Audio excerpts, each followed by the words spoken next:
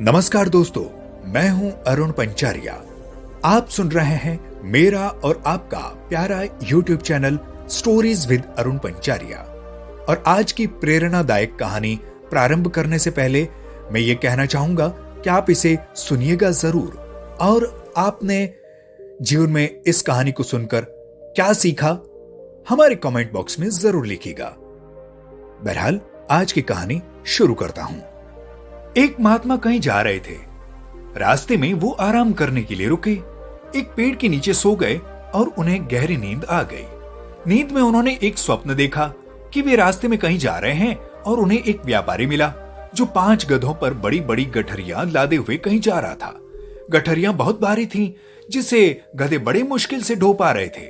महात्मा ने व्यापारी से प्रश्न किया, इन गठरियों में तुमने ऐसी कौन सी चीजें रखी हैं जिन्हें ये बेचारे गधे ढो नहीं पा रहे हैं? व्यापारी ने जवाब दिया, इनमें इंसान के इस्तेमाल की चीजें भरी हुई हैं, उन्हें बेचने मैं बाजार जा रहा हूं।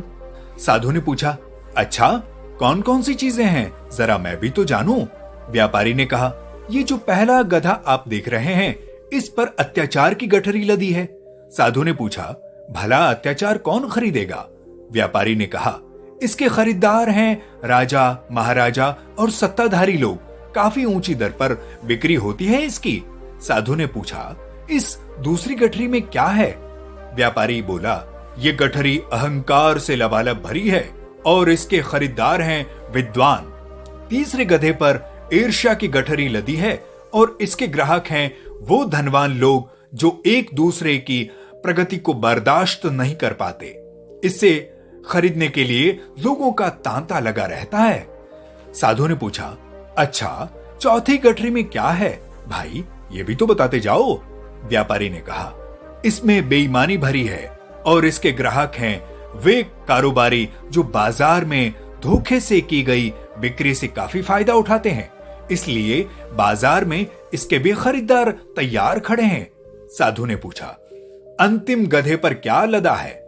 व्यापारी ने जवाब दिया, इस गधे पर छल कपट से भरी गठरी रखी है और इसकी मांग उन औरतों में बहुत ज्यादा है जिनके पास घर में कोई काम धंधा नहीं और जो छल कपट का सहारा लेकर दूसरों की लकीर छोटी कर अपनी लकीर बड़ी करने की कोशिश करती रहती हैं। वे ही इसके खरीदार हैं। तभी महात्मा की नींद खुल गई। इस सपने में उनके कई प्रश्नों के उत्तर उन्हें मिल गए।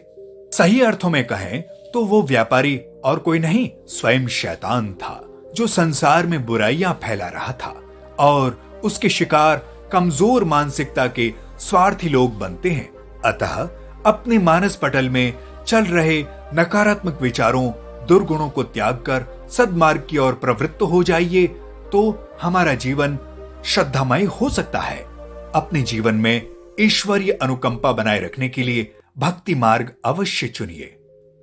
नमस्कार।